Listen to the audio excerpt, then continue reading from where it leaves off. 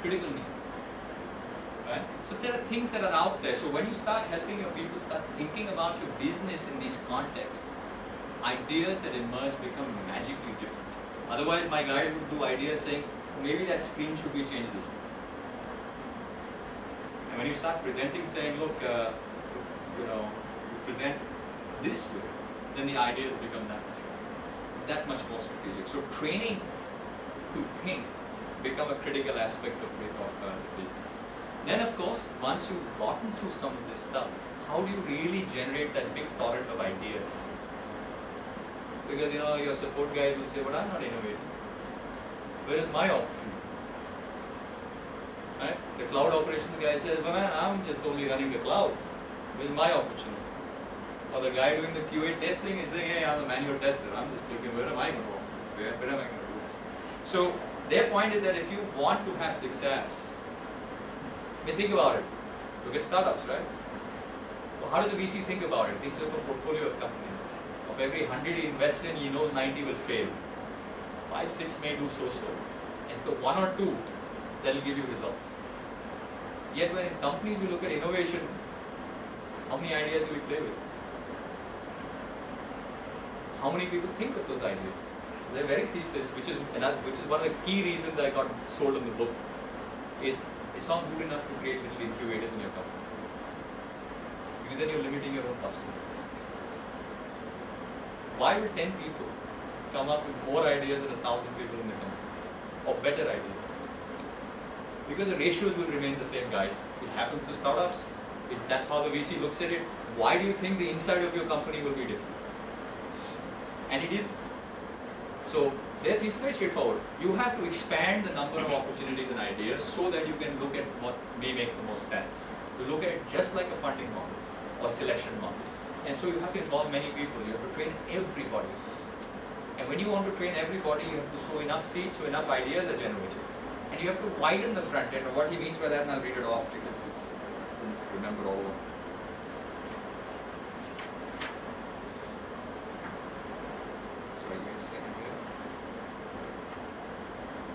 Because he starts talking about the fact that, look, it's everybody's job. If you say it's everybody's job to innovate, then you have to help them understand where they could innovate. So we all tend to think of innovation as technology innovation or product innovation. Newer product, next cool thing. But equally important is service innovation. What are the kind of service you could bring to bear that's completely different? Car companies. Rental car companies in the US. You used to go to the counter, everybody had the same cars, everybody did the same stuff. Well, they started doing the Hertz Gold. You walk in, you walk off the plane, you go straight through. You're already known by name, you have a card, and the level of service change suddenly makes you sticky with Hertz. It's simple service innovation, didn't require new innovation, new product, changes the game. Southwest, same thing. Same planes, same routes, same people, same technology. It's about how you organize the service and the model. Operational innovations. Again, Southwest does a mix of all of these. You build, they have the same guys work the gates, the ticketing, and serve the plane. So the number of employees per plane is the lowest. So the profitability is the highest. Right? And on time and quality performance is built into the ethos right from the beginning. Cost innovations. If you can look at costs all the way through, if you build into the chain, I've been interacting with Indigo, for example. It's amazing. The culture is amazing. These guys get that to be a low-cost carrier isn't about doing lower fares later. Their ethos is, I'm running a full-service airline at a low cost. You find their planes are new, their service is impeccable, their on-time performance is fantastic, yet their rates are low-cost carrier rates. Same airport charges, same fuel charges, same everything. Because what they do is they understand that you get low cost at the end of the chain only if you build low cost through every portion of the chain and you squeeze out costs everywhere. No different than you get total quality management only if you do quality through the entire value chain. So innovations of that nature in your cloud operations, in your support, why am I having those many tickets? Teaching people to analyze rather than merely respond, start leading to very different results and allow you to tackle these problems. Experience innovations. How you experience something changes, makes a difference. Yeah? They have examples of, the heavenly bed guys. Traditional model is go to the retail stores, but they started the Starwood hotels. You start advertising the bed you want to get and the kind of bed you want. Right? Marriott now does that as well. That's a way for the bed guys to provide a new experience to increase their sales. Driven by the bed guys, not by the hotel. Management innovations. Total quality management. You know the outcome of those things in the paragraph scenarios. Business model innovations usually are the most effective. I'm going to leave that chapter uncovered. It's really good reading. That's some of the best stuff for the guys that are, senior enough to understand and appreciate it. So there are all kinds of innovations that can be done in any part of your business, and if you don't do all of those, then you don't involve everybody, then you tend to talk to your R&D guys or your sponsored people all over. Yet if you talk to everybody, the possibilities multiply, and what you can achieve changes completely, and the DNA becomes different. People start having interesting conversations. I'll give simple examples. For us, we've been shifting our business slowly from classic enterprise, behind the firewall, big installations, big consulting, to cloud self-service. I can't change that model unless how I engineer the product, how I do services, and how I do support all change together. How I package the product, how I write help, all of it has to change. Suddenly my doc writers are critical to the aspect of self-service because nobody has time to do training in a self-service model. You're supposed to consume it yourself. My UI design and my help design are intrinsically interlocked. The complexity of configuration I have to do has to simplify down. How I consult from 6 weeks has to go down to 2 days. Can't do it on any one spectrum. Unless all of the pieces come together, can't do it. So, and then of course they talk about you got to sort of aim this stuff. You can't sort of just go wild and open. So you look at those lenses to sort of give you ways to play. You look at new strategies, and then you say, well, let's go solve this problem. I want to be on the cloud. I want to reduce the cost of front end. What does it take for a customer to get started? And that's a tangible conversation where the ideas now matter. And you can generate a whole slew of ideas and you can do it. And then of course behind that, while you create these front ends to create lots of choices, you've got to make choices. And so you've got to have an innovation architecture to help you manage those choices. So that's really the thought process. A lot of stuff is, goes through in, so the rest of the book is then really about how do you then select, how might you fund and so on. Frankly for us, just trying to get that front end rolling and beginning to construct it was really, really quite a bit of work anyway. And frankly, just that change where people start thinking makes a huge difference. Have we done it very well? No, it's a mix. My own role has shifted a bit, so I'm not maintaining the pressure to keep some of that stuff going. Can you really bring everybody along? Depends on you and your company. But I think creating that culture, I think is important for many reasons. Our business will keep shifting. The Indian industry-wide succeeds is already shifting. And if we don't help people recognize that it's not just for us, but for them as well, if they don't begin to think like that, find themselves out of jobs.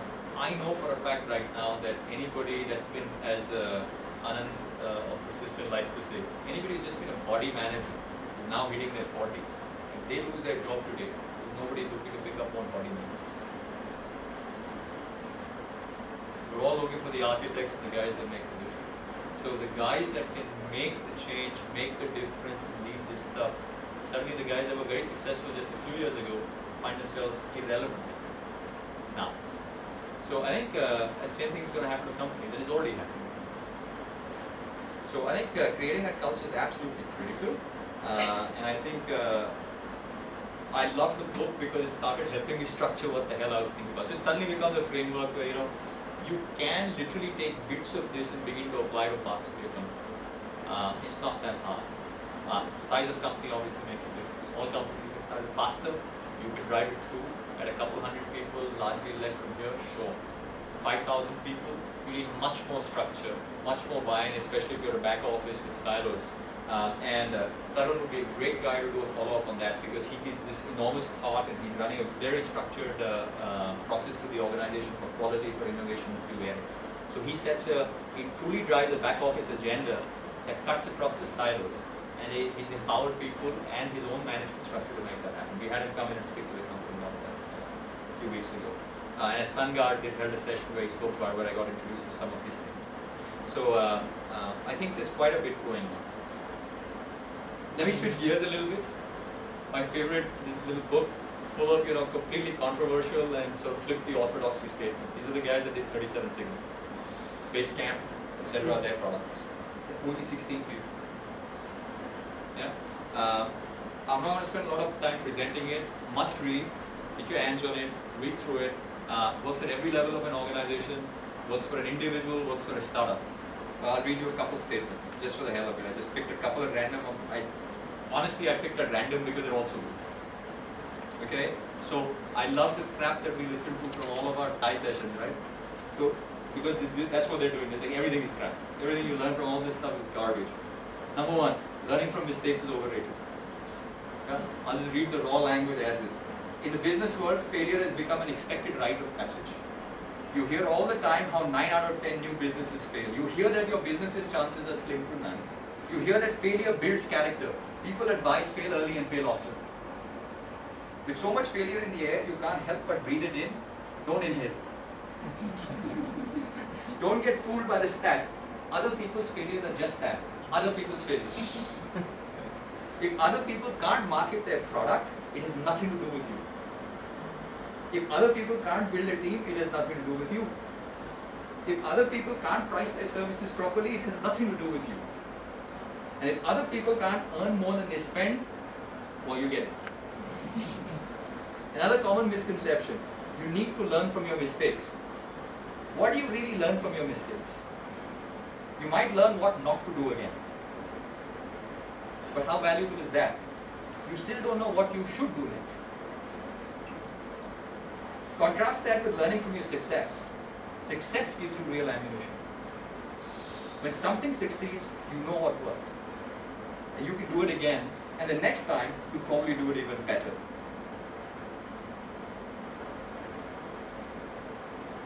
And just skipping along, it's exactly how nature works. Evolution doesn't linger on past failures. It's always building upon what worked. So should you.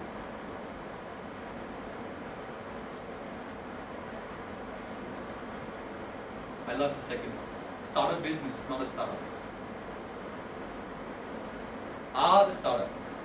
It's a special breed of company that gets a lot of attention, especially in the tech world. The startup is a magical place. It's a place where expenses are someone else's problem. It's a place where that pesky thing called revenue is never an issue. It's a place where you can spend other people's money until you figure out a way to make your own. And it's a place where the laws of business physics don't apply. The problem with this magical place is it's a fairy tale. The truth is, every business, new or old, is governed by the same set of market forces and economic rules. Revenue in, expenses out. Turn a profit or wind up gone. Startups try to ignore this reality. They are run by people trying to postpone the inevitable. That is, that moment when their business has to grow up, turn a profit, and be a real sustainable business. Anyone who takes we'll figure out how to profit in the future attitude to business is being ridiculous. That's like building a rocket ship, but starting off by saying, let's pretend gravity doesn't exist. A business without a path to profit isn't a business, it's a hobby. So don't use the idea of a startup as a crutch. Instead, start an actual business. Actual businesses have to deal with actual things like bills and payroll. Actual businesses worry about profit from day one. Actual businesses don't mask deep problems by saying, it's okay, we're a startup. Act like an actual business, and you'll have a much better shot at succeeding.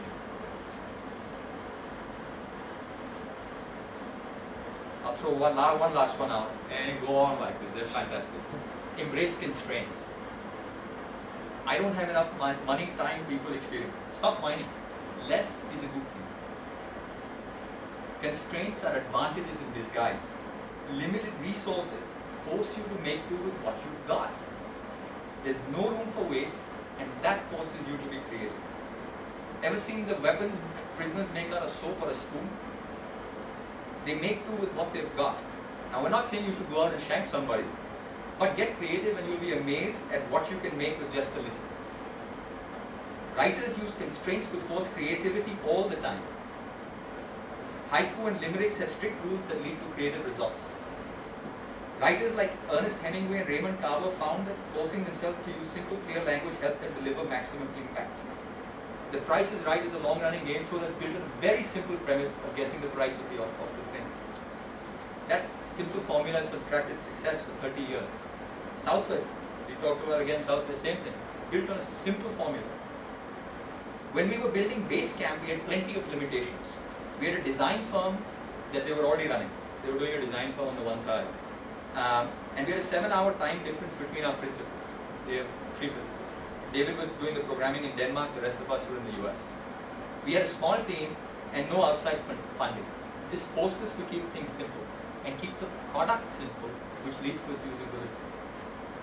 These days we have more resources and people, but we still force constraints. We make sure to have only 1 or 2 people working on a product at a time. That's it. And we always keep features to a minimum. Boxing ourselves in this way prevents us from creating bloated products. So, fantastic book, tons of stuff in there. They talk about how funding is not plan A or B, it's plan Z. So, great insights actually. And these guys have obviously done it. In fact, they talk about why you should never hire anymore after anything. In fact, you should try to add people as the last bit that you do. Goes back to their constraints. Goes back to probably one of its kind company. No, but you know, Ankur, you have to sit and think about it. You have to think about today's businesses. It's like anything else. Certain businesses you have to do certain things, right? Look, Southwest started in a business where there were all these airlines. They had the fewest number of people that were playing. There's a reason, because the whole business got built around it. And that's usually one of the biggest cost aspects. That's where your unions come in. That's where your,